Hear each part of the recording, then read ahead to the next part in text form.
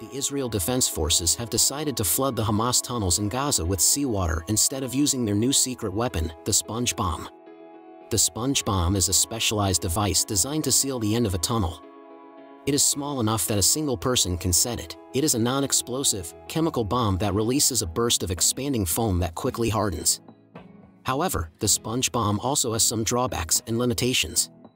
First of all, the sponge bomb is ineffective against deep or complex tunnels, as it can only fill a small space and may not reach the entire length of the tunnel.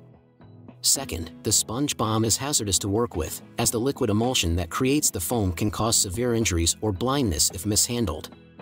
Some Israeli soldiers reportedly lost their eyesight during the initial testing of the sponge bombs. Therefore, the IDF has opted to use a different strategy to deal with the Hamas tunnels, flooding them with seawater. According to the Wall Street Journal, Israel has assembled a large system of pumps that may be used to flood tunnels used by Hamas under the Gaza Strip in a bid to drive out fighters.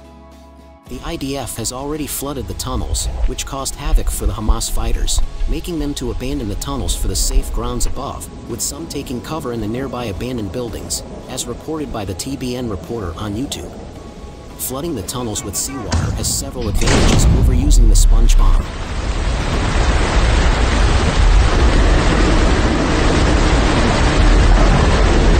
First, flooding the tunnels can reach deeper and wider areas than the sponge bomb, as the water can flow through the entire network of tunnels and fill any gaps or holes. Second, flooding the tunnels is safer and easier to execute, as it does not require handling dangerous chemicals or explosives. Third, flooding the tunnels is more environmentally friendly, as it does not leave behind any harmful residue or waste.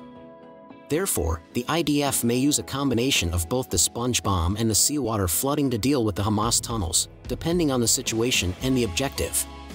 The sponge bomb may be used for smaller or simpler tunnels or to create temporary blockades or diversions. The seawater flooding may be used for larger or more complex tunnels, or for forcing out or flushing out the Hamas fighters.